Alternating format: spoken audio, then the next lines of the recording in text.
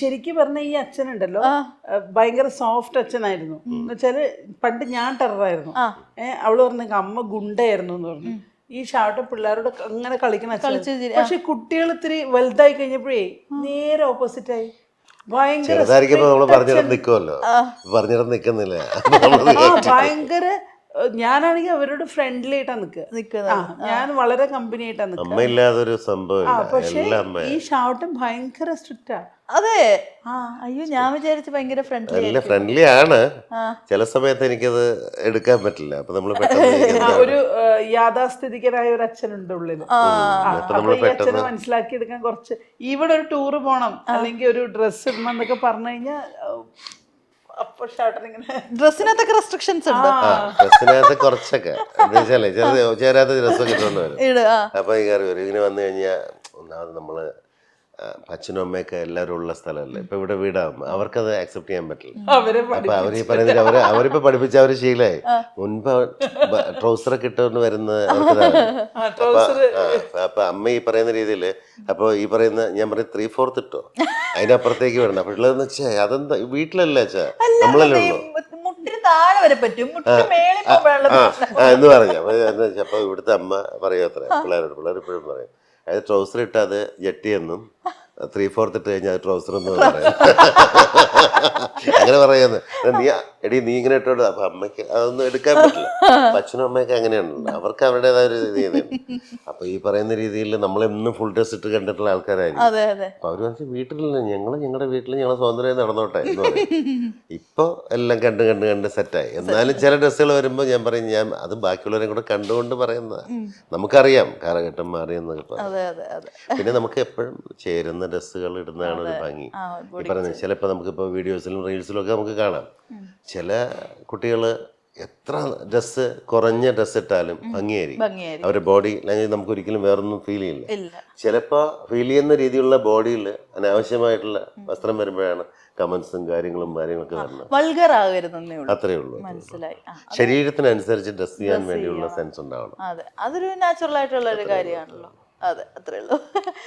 പിന്നെ ചേട്ടന് ഇനിയിപ്പം ചേച്ചി ഇനി സിനിമ എന്തെങ്കിലും ചെയ്യാനോ അങ്ങനെ എന്തെങ്കിലും പ്ലാൻ ഉണ്ടോ, അതോ കംപ്ലീറ്റ്ലി ഫോർ ഡാൻസ് എന്നുള്ള രീതിയിൽ മാറ്റിയോ? ഞാനിപ്പോ അതിനെ കുറിച്ച് മാത്രമേ ആലോചിക്കുന്നുള്ളൂ. പലരും കംബാക്ക് ഒക്കെ നടത്തുന്നുണ്ട്. അപ്പൊ ചേച്ചി അത് എന്തായാലും വരുമായിരിക്കുമല്ലോ. പക്ഷെ ഞാൻ അതിനെ കുറിച്ചൊന്നും ആലോചിക്കണേയില്ല. അല്ല, അങ്ങനൊരു പിക്ചർ ഇല്ല എന്റെ മനസ്സിൽ, അതുകൊണ്ടായിരിക്കാം. അങ്ങനൊരു ഞങ്ങളിപ്പോ ഒരു പരസ്യം അഭിനയിച്ചു, അത് ഒരുപാട് നിർബന്ധിച്ച് ഞാൻ വലിച്ചോണ്ട് എന്റെ റിസ്കിൽ കൊണ്ടുപോയതാ.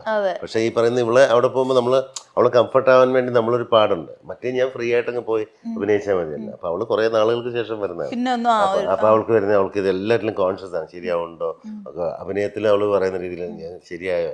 പക്ഷെ വേറെ ഒന്നുമില്ല, അഭിനയത്തിലൊന്നും മറക്കാനില്ല. ഒരാളുടെ ബ്ലഡിലുള്ളതല്ല ആക്ടിങ് എന്ന് പറയുന്നത്. പക്ഷെ ഞങ്ങൾ MES ഹോസ്പിറ്റലിന്റെ പരസ്യം ചെയ്തു, ഞങ്ങൾ രണ്ടുപേരും കൂടെ. പരസ്യം നന്നായിട്ട് വന്നിരുന്നു.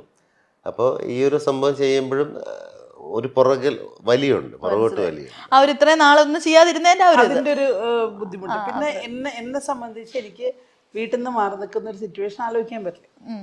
കംപ്ലീറ്റ്ലി ഒരു ഹോം മേക്കർ കൂടിയായി അല്ലേ. അത് എന്നെ കൊണ്ട് ഇപ്പൊ ആലോചിക്കാൻ പറ്റില്ല. എന്ന് വെച്ചാല് മാറി മക്കളെ അവളിപ്പോ അവളുടെ വീട്ടിൽ പോകണില്ലെന്നേ. വീട്ടിൽ പോകുന്നില്ല. നമ്മള് സാധാരണ ഭാര്യമാരൊരു 10 ദിവസം വീട്ടിൽ പോകുമ്പോൾ നമ്മൾ അടിച്ചു പൊളിച്ച് നമ്മള് പുറത്തൊന്ന് കറങ്ങാം, പൊണ്ടാട്ടി ഊർക്ക് പോയിട്ടെന്നൊക്കെ നമ്മള് പറയില്ലേ. ഈ പൊണ്ടാട്ടി ഊർക്ക് പോയിട്ട് ഒരു ജംഗ്ഷനിൽ പോലും പോകുന്നില്ല, എപ്പോഴും ഇവിടെ തന്നെ ഇവിടെ തന്നെ ഉണ്ടാവും. നിങ്ങള് എവിടെ പോണെന്ന് ചോദിക്കാം എന്നോട്. ഞാൻ വീട്ടിൽ വന്നു കഴിഞ്ഞാൽ എവിടെ പോകാറില്ല, ഞാൻ വൈകുന്നേരം പോലെ. അപ്പൊ പറയും എവിടെ പോണു, നമുക്ക് വൈകിട്ട് പുറത്ത് പോകാൻ. ഇവളെ കിട്ടില്ല, വൈകുന്നേരം ആയാലും ഇവിടെ ഇറങ്ങില്ല. ഇവള് സമയം മാറി 8ആയി 9ആയി 10ആയി അന്നങ്ങനെ ഡ്രോപ്പ് ആവും. എനിക്ക് അങ്ങനെ വലിയ സുഹൃത്തുക്കളും കാര്യങ്ങളൊന്നും വീട്ടിൽ വന്നാൽ ഇവിടെ തന്നെ ഉണ്ടാവും. പക്ഷെ അവർക്ക് എവിടെയും പോകണ്ട. ഇപ്പൊ ടൂറ് പോകാൻ വേണ്ടിട്ട് നമ്മൾ എവിടെയെങ്കിലും പോകാൻ പ്ലാൻ ചെയ്താലും അവള് വരില്ല. ഇപ്പൊ യാത്രകളൊന്നും അങ്ങനെ പോകാറില്ല. ഞങ്ങൾ ഫാമിലി ആയിട്ട് പോകും.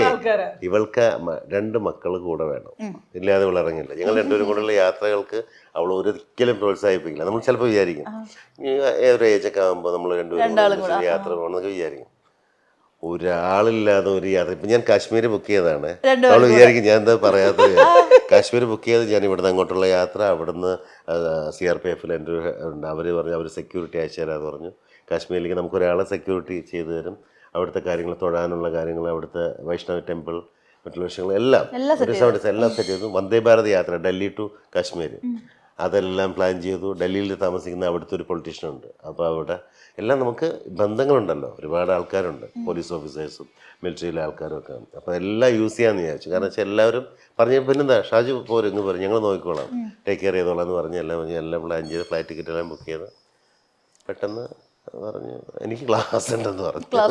അപ്പോൾ ഒരെണ്ണം പറഞ്ഞു. അത് കഴിഞ്ഞ ശേഷം പറഞ്ഞു മോളുടെ എക്സാമാണെന്ന് പറഞ്ഞു. എക്സാം എന്ന് വെച്ച് കഴിഞ്ഞാൽ മോളുടെ എക്സാം അവളുടെ പഠിപ്പുള്ളൂ, ഇവൾക്ക് ക്ലാസ് ഉണ്ട്, ഇവൾ ഫുൾ ബിസിയാണ്, അവളുടെ അടുത്തേക്ക് പോകാൻ പറ്റില്ല.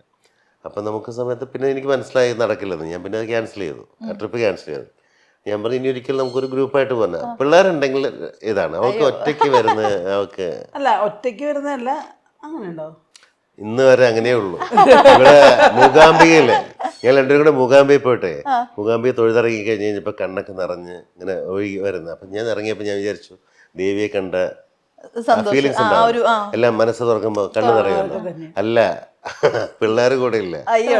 ഞാൻ 3 ദിവസം പ്ലാൻ ചെയ്ത് ഞാൻ അടുത്ത ദിവസം ടിക്കറ്റ് റിട്ടേൺ ബുക്ക് ചെയ്ത് കയറി. അയ്യോ, അപ്പൊ ഇവര് ചെന്നൈയിലൊക്കെ നിൽക്കുമ്പോഴത്തേക്ക് എങ്ങനെയാ ഇവിടെ പോകുന്നത് സമയം? അല്ല അത് ഞാൻ ബിസിയാണ്, ഇല്ല പറയുന്നില്ല. പക്ഷെ യാത്ര പോകുമ്പോൾ പിള്ളേരുണ്ടെങ്കിൽ പിള്ളേരോ അല്ലെങ്കിൽ ആരെങ്കിലും അവളുടെ സുഹൃത്തുക്കൾ ആരെയും വേണം. അങ്ങനെ അങ്ങനല്ല, കുറച്ച് ഉണ്ടെങ്കിൽ കുറച്ച് ആക്റ്റീവ് ആയിരിക്കും. മറ്റേ നമ്മൾ രണ്ടുപേരാകുമ്പോൾ കൂടുതൽ ഇങ്ങനെ നമുക്കിപ്പോൾ വിഷയങ്ങൾ വീട്ടിലെന്നും സംസാരിക്കുന്ന കാര്യങ്ങൾ തന്നെയാണ്. പക്ഷെ നമ്മള് പോവാറില്ലേ? അത് പോവാം, ദൂരെ പോകരുത്. നമ്മൾ അടുത്തല്ല, ഞങ്ങൾ രണ്ടുപേരും കൂടെ പോകും, ഞങ്ങള് കറങ്ങും. അങ്ങനെ ഈ കാശ്മീർ പോകുന്നത് മൊത്തത്തില് അതെല്ലാം ഡ്രോപ്പ് ചെയ്തു. ഇനിയിപ്പോൾ ഒരു യാത്ര ഉണ്ടാവുള്ളൂ. ഇനി എപ്പോഴെങ്കിലും നമ്മളൊരു പിള്ളേരായിട്ടുള്ളൊരു ട്രിപ്പ് പ്ലാൻ ചെയ്യണം, അല്ലെങ്കിൽ അവള് കംഫർട്ട് ആവില്ല. അപ്പൊ നമ്മൾ രണ്ടാളും കൂടെ ഉള്ള ഒരു ഇങ്ങനെ പറഞ്ഞിട്ടാണ് ഞാൻ ബുക്ക് ചെയ്തത്. ഒരു 10 ദിവസമൊക്കെ ക്ലാസ് ഒക്കെ ഗ്യാപ്പ് എടുത്തിട്ട് പിള്ളേർക്കുണ്ടല്ലോ, പിള്ളേർക്ക് യാത്ര അവർക്ക് ഒറ്റയ്ക്കേ പോകാവൂ. ഒന്ന്. രണ്ടാമത്തെ കാര്യം വെച്ചാൽ പിന്നെ നമ്മൾ പെർമിഷൻ കൂടുതൽ കൊടുക്കാത്തതുകൊണ്ട് അവർക്ക് അമ്മ വേണം, അച്ഛൻ വേണ്ട. ഒരു തായ്ലൻഡ് വരുന്നത് അച്ഛൻ വേണ്ട. അതായത് അച്ഛൻ വന്നു കഴിഞ്ഞാൽ ഞാൻ പ്ലാൻ ചെയ്താണ്, ഇവരെ വിട്ടാണ് ഞാൻ ലേഡീസ് ട്രിപ്പ് എല്ലാവരും കൂടെ അവിടെ ചെയ്തിട്ടേ പിള്ളേർ ഇവളെ മൈൻഡേ ഇല്ല. ഒന്ന്. രണ്ടാമത്തെ കാര്യം വെച്ചാൽ ഇവർ അവരവരുടെ വഴിക്കാൻ. മാത്രമല്ല ഇവള് വേണം, കാരണം ഇവള് പൈസ ഇറക്കാൻ ഇവളെ പറ്റുള്ളൂ. അത് എങ്ങനെ വേണമെങ്കിൽ പൈസ മേടിച്ചാൽ ഇവളെല്ലാം ഇത് ചെയ്യും. പക്ഷെ ഞാൻ പോകുമ്പോ അച്ഛൻ വേണ്ട എന്ന് പറയും. ഞാൻ പറയും എന്തിനാ അവിടെ പോണ, എന്തിനാ, അതിന്റെ കാര്യം എന്താ ഞാൻ ചോദിക്കും. വിടും, എന്നാലും കൂടെ ഒരു ചോദ്യം ഉണ്ടാവും. അപ്പൊ അവർക്ക് ആ ചോദ്യം ഇഷ്ടമല്ല. അമ്മ എന്ത് ചോദിച്ചാലും മേടിച്ചു കൊടുക്കും, എല്ലാം റെഡിയാണ്.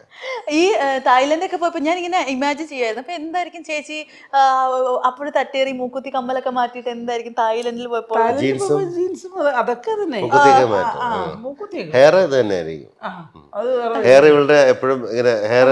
അതെന്താ ചേച്ചി ഹെയറിന്റെ എല്ലാരും ചോദിക്കുമായിരിക്കുമല്ലോ, അതിന്റെ ഒരു പൊടിക്കൈ എന്താ, അത് ജനറ്റിക്കലി ഉള്ളതാണോ, അത് പാരമ്പര്യം? മുടി ഉണ്ടായിരുന്നു, ഇപ്പൊ ഒക്കെ പോയി, ഇപ്പൊ പഴയ പോലത്തെ ഹെയർ ഒന്നും ഇല്ല. പക്ഷെ മുടി എനിക്ക് വേറെ എങ്ങനെ ചെയ്താൽ എനിക്ക് സ്യൂട്ടാവില്ല തോന്നി. ഇങ്ങനെ ഇടണം.